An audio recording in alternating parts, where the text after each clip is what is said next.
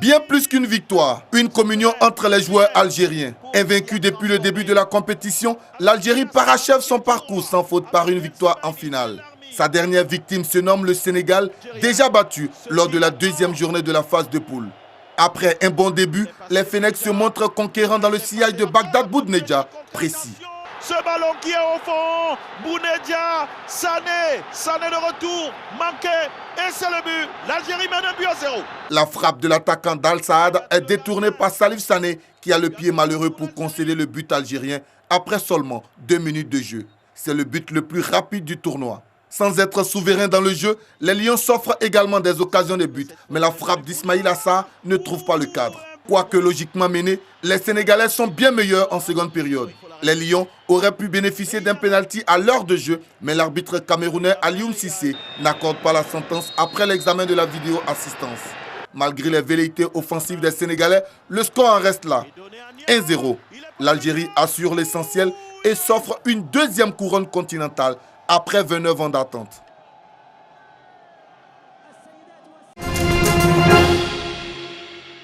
Il est 18h40 à Makori, cité Hibiscus. Les Sénégalais sont présents dans leur village de Cannes, créé pour vivre en direct cette finale historique de leur pays. À 20 minutes du coup d'envoi, les Sénégalais se livrent à des chants et à des pas de danse en soutien aux Lions de la Teranga.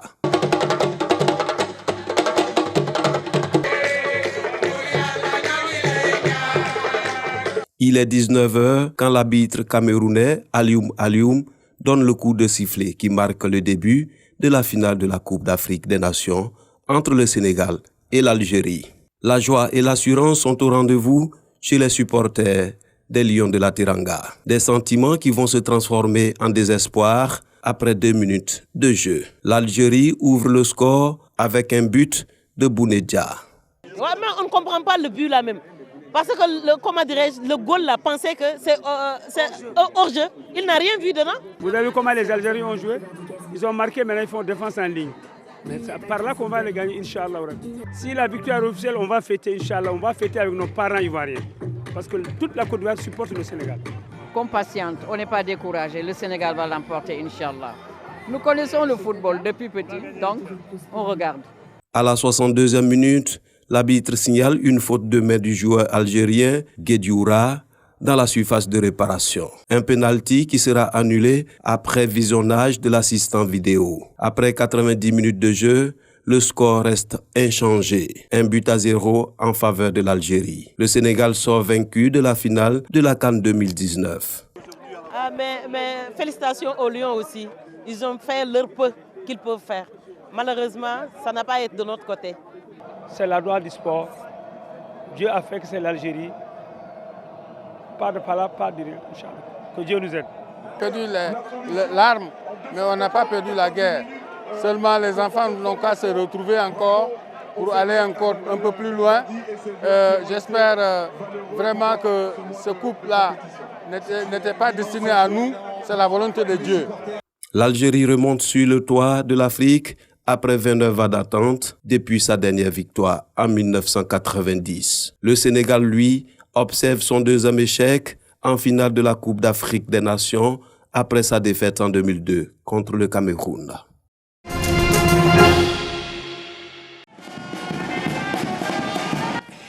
La première édition de la célébration des personnes âgées du département de San Pedro a été marquée par une marche, une séance de dépistage de diabète et de l'hypertension artérielle, des matchs de Maracana et surtout d'une conférence sur les pratiques à observer pour un bon vieillissement.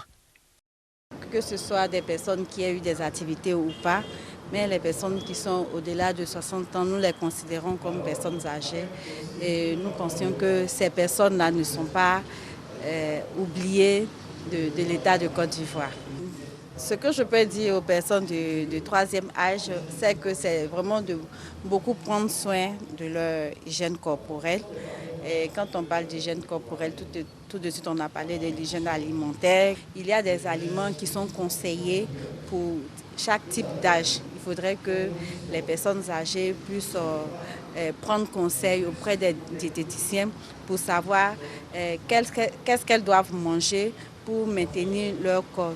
Il y a aussi les activités sportives. Cette journée nous fait plaisir parce que ça permet à la communauté de nous connaître, de savoir qu'il y a des personnes du troisième âge qui ont des responsabilités et desquelles aussi on peut s'occuper.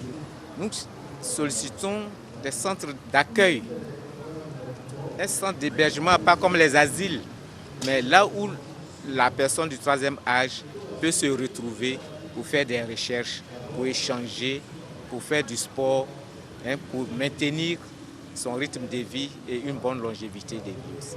Les personnes du troisième âge de San Pedro sont reparties heureuses de savoir qu'elles ne sont pas oubliées.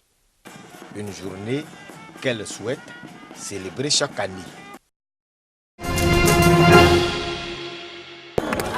L'Ivoirienne Christiane Duncan, le tout nouveau gouverneur du district 403A2 du Lions Club International. Elle a été élue le 9 juillet dernier à la Convention internationale annuelle des clubs Lions du monde à Milan, en Italie.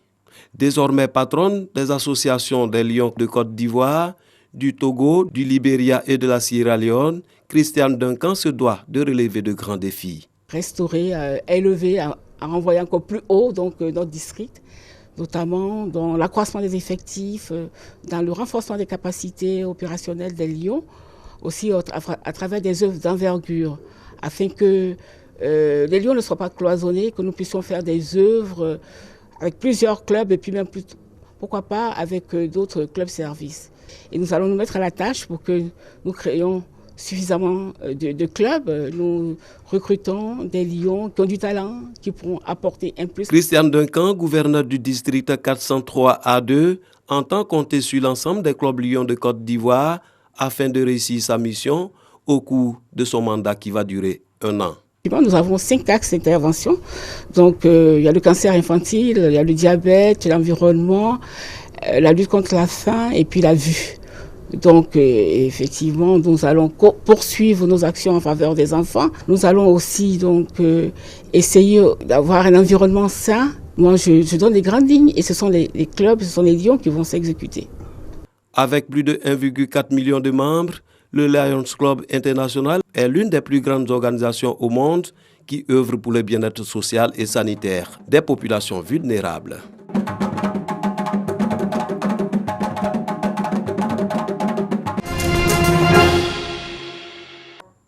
Oustaz Soumaoro Lassina, en pleine dédicace de son œuvre « Comment mieux pratiquer l'islam ». Selon l'auteur, cette œuvre vise à aider les fidèles à mieux comprendre et connaître les vraies valeurs de l'islam en vue de pratiquer leur foi avec quiétude.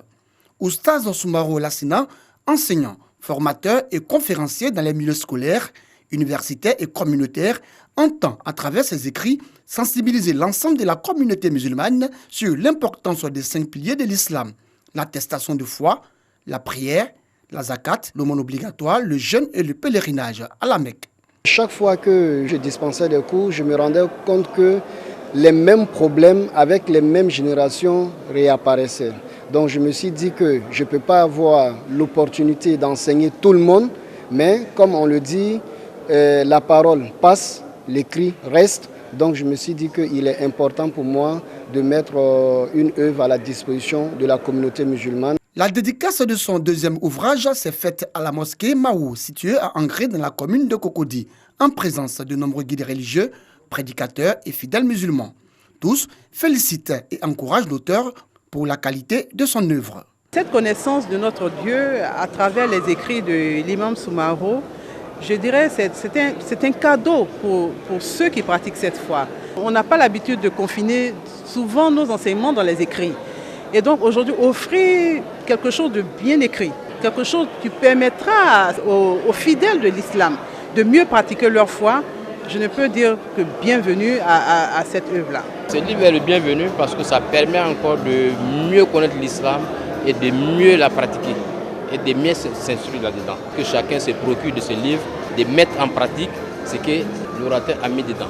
Natif de Gagnoa, Oustaz Soumaro Lassina a débuté ses études primaires et secondaires respectivement dans les écoles confessionnelles islamiques Sabil Fala et Sissé Kamouro de Gagnoa.